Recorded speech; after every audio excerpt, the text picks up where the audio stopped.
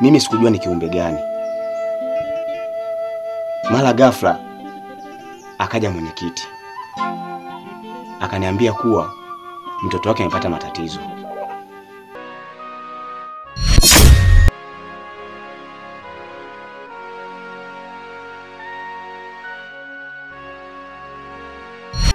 Amezimia. Baada ya hapo ikabidi twende eneo husika tukajua tatizo ni nini. Sasa wakati tunarudi tukakutana na unyayo mkubwa sana. Hatukujua huo unyayo ni wa kiumbe gani. Kwa hiyo tukawa tumechukua ule unyayo, mwenyekiti ndio ametuagiza tuulete kwako ili uweze kuangalia tatizo ni nini. Mmekosea sana. Tena mmekosea hiki kijiji. Mmekikosea mno hiki kijiji cha Gumba. Mmefanya kitu bila kunishirikisha mimi mtaalamu. Na hiko ndo kitu ambacho nyinyi mmekosea. Sijui mnanielewa. Sikia niwaambie. Ni kitu kimoja tu ambacho ndiyo kitanusuru hiki kijiji cha Gumba. Mnatakiwa mfanye tambiko.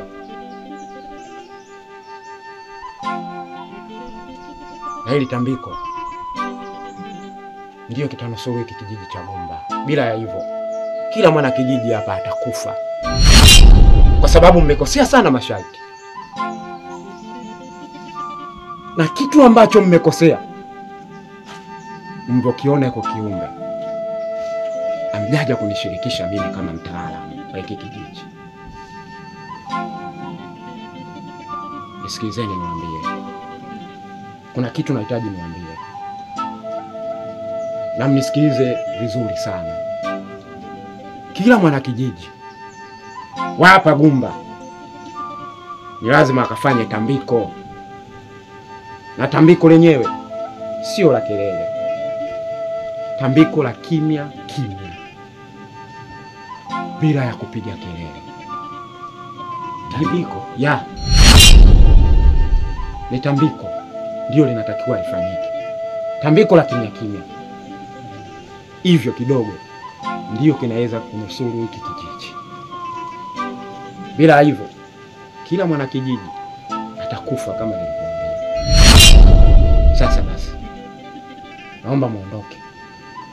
Naomba huo mchanga.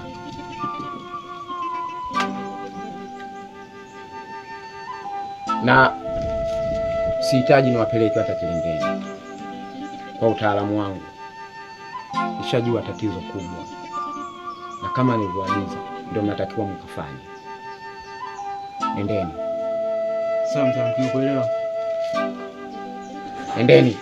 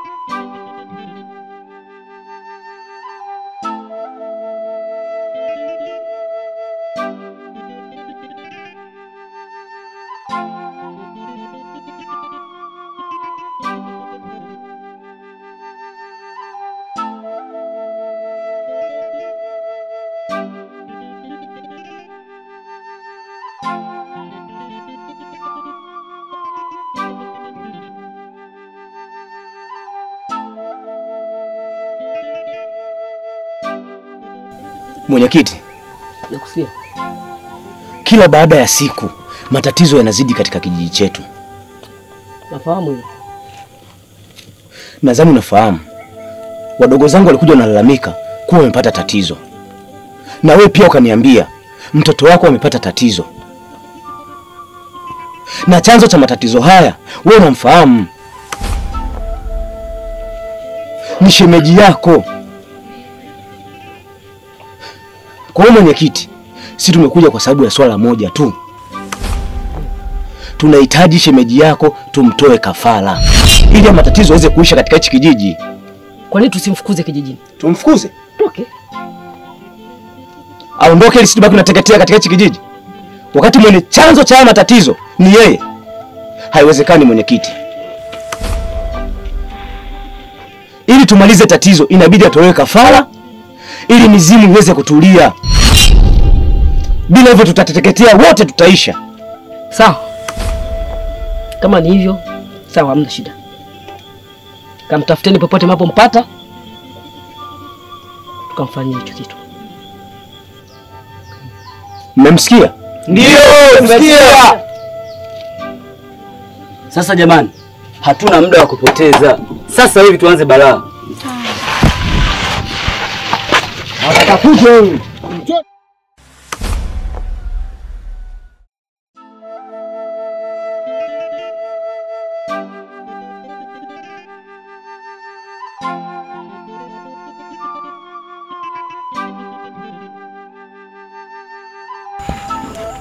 Mtaalamu Samangwana, tumekuja hapa tukiwa tuna matatizo. Plia, mwambie. Mtaalamu Samangwana, wakati niko na rafiki yangu tumetoka zetu matembezi, tunarudi nyumbani, tukakutana na msichana msituni. Hali tuliyomkuta nayo ilikuwa sio nzuri, inabidi tumchukue tupate kumsaidia turudi naye nyumbani. Lakini kabla hatujafika naye nyumbani, ghafla Benivu alibadilika. Hali yake alibadilika sana, yaani alikuwa mzimu si mzimu. Sijui ni kiumbe cha aina gani nifananishe nacho, nisijawahi kukiona hapa kijijini. Na wewe ulikuwepo? Hapana mtaalamu, mimi sikuwepo, ila mdogo wangu aliniambia kwamba amekutana na kitu cha ajabu. Sasa nisikizeni niwaambie, hili ni tatizo, na tatizo kubwa sana hili ambapo lipo katika hiki kijiji, na hili tatizo nyinyi ndio kulitatua au nyinyi ndio kuliongeza hili tatizo. Mnatakiwa muende sehemu ya kufanyia tambiko, mkaniletee mizizi. Mkishaletea ile mizizi, hili tatizo nitalitibu. Kwa hiyo mganga, unataka kusema tukienda kwenye tambiko na kuchukua mizizi ndio itakuwa mwisho matatizo? Ndio, nitatibu hili tatizo, na nyinyi ndio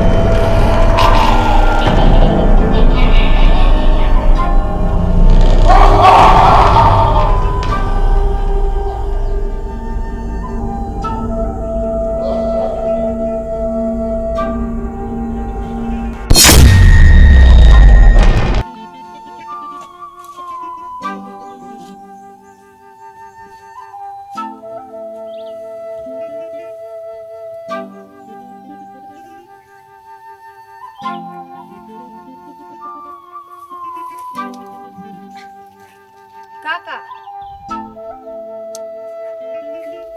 Nimesahau viatu vyangu kule. Haya, endea basi wahi. Tunakusubiri hapa. Basi mnisubiri, mimi naogopa. Sawa.